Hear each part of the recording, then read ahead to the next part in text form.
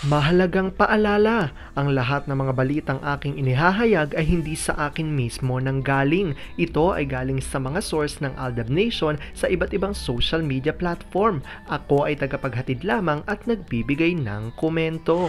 Magandang araw mga Aldab Nation! May panibago na naman po akong update para sa inyong lahat.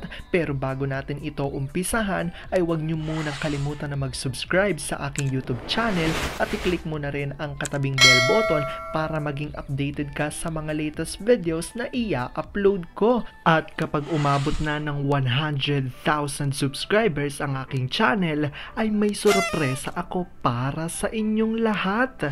Alam kong excited na kayo, kaya naman ngayon, umpisahan na natin ang ating kwentuhan. Ang pag-uusapan natin ngayong araw na ito kung saan bawal na raw ngayon magpa-picture kay Meng sa kanilang show sa studio. Nalaman na yata ng management na nabuking na ng mga netizens ang di umano'y clone ni Meng. Paano na yan ngayon? Ngunit sa kabila nito, sina RJ at Mengay ay walang pake sa mga Sarsuelistas. Gaano nga ba ito katotoo at may sapat nga bang ebidensya ang makakapagpatunay rito? Well, yan ang ating aalamin at pag-uusapan ngayong araw na ito, pero bago ho yan ay bibitinin ko muna kayo ng kaunting-kaunti lamang kung saan magbasa muna tayo ng mga nakakatuwang post ni My Name is Theo01 sa Twitter. Kaya naman wag na natin patagalin pa at sabi niya sa kanyang tweet, pabayaan nyo na lang na magtrabaho si Daddy sa kahit na sino.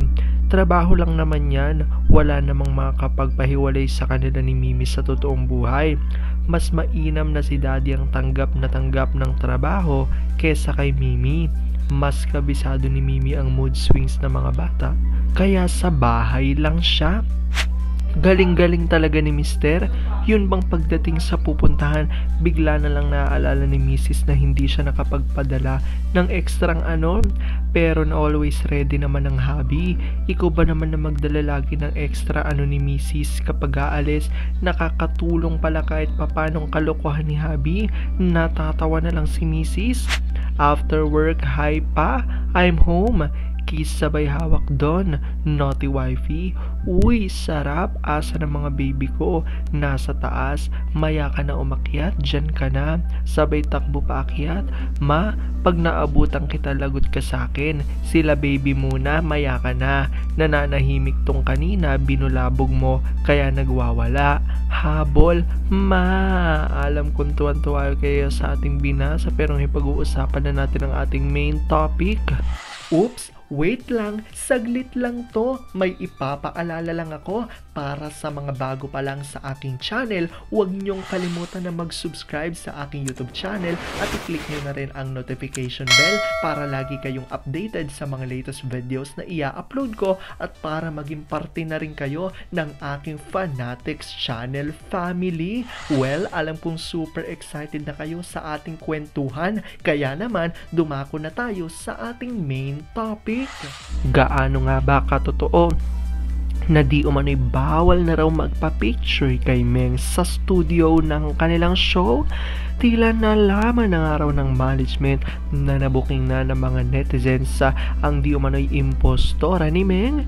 Ang tanong ngayon, paano na yan? Ngunit sa kabila nga nito ang magandang balita, sino RJ at Meng ay wala raw pake at kiber lang sa mga issue at ginagawa ng di umano'y mga Sarsuelistas. Alam kong gusto niyo na yung malaman at excited na kayo, kaya naman wag na natin patagalin pa. Una-una na nga dyan galing sa tweet ni Vampire 2019 at sabi niya rito, bawal na pala magpa-selfie kay look-alike at ayaw din pasalitain lagi sa tae show. Bantay sarado ng isang burang na lagi nakashort ang name ay si Jenny F. Paano booking na? Kung mag-makeup naman sobrang puti ang leeg, tuloy parang si Casper na ang kulay. Bakit hindi nila i-hire si Arjokla? Magaling mag-makeup yun at magaling pa ata kay Paulo. Paiba ako. May nagsabing mentally abused ni Duke si Zack. Babaidor pala itong Duke since 2014 pa. Si JCS Dabingwit din pala daw ni Duke noong 2014. Naglabasan ng mga ebidensya, photos and videos. Mabuti na lang ang bibis natin kahit sobrang pogi ni Pogi. One and only lang ang menggay natin. Diyan ako proud sa ating bibis. pakialamerang ex-network sa bibis natin pero hindi inaasikaso ang sariling LT. Di ba may chika pa yang nagparehab yan si Duke sa Thailand ba yun? At ilang beses pang nilinis ang matris ni Zack tapos atat na atat idikit kay single? Buti naman at inayawan ni Ganda ang balak nila. Ganyan ang dragona namin. Sana ganyan din siya kinaping elephant na umiiksi na ang binte. Ito ng mga family ni Ganda namimilit din. Nagpost pa si Mag na kupit na kasama si Arjokla at Ganda sa family pics. Kawawa naman ang braso ni Ganda. Ni amputate na. Paano tayong maniniwala? Alam natin na bago mag New Year ay lumipad ang Fulkerson Jr. family papunta ng US of A. Kawawa naman, gagawin ang lahat para lang magkapera at sa utos ng boss nila, paano ng cash advance na ang bayad ay noon pa. Sabi naman ni Twin Flame Australia, pag imitation kasi mahalata agad, kukupas agad, nabuking na sila kaya patay mali siya. Nilagay lang nila si look-alike para kunyari si Ganda ay kasakasama pa rin nila.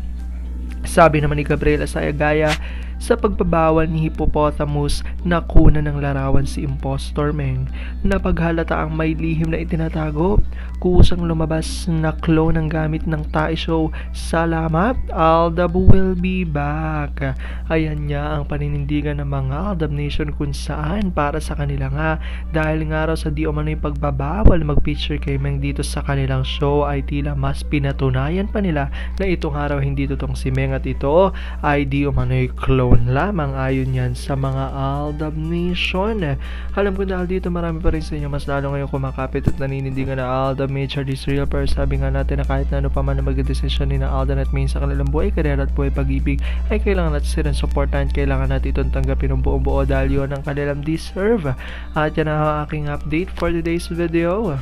Maraming salamat sa panonood at pagtapos sa videong ito. Kung nakapag-subscribe ka na, welcome sa Fanatics Channel family. Kung hindi pa naman, huwag ka nang mahiya. Mag-subscribe ka na. Pindutin mo na yan. I-click mo na rin ang katabing bell button para makatanggap ka ng notification kapag may bagong update para sa iyo. Para naman sa parte na ng aking pamilya, punta lang sa aking channel at i-click ang videos para mapanood mo at malaman mo pa ang mga nakaka-good vibes at nakakakilig na fresh news about Maychard. Muli, ako ho ang inyong lingkod na patuloy na maghahatid ng good vibes every day. Thank you mga Aldab Nation. Ingat!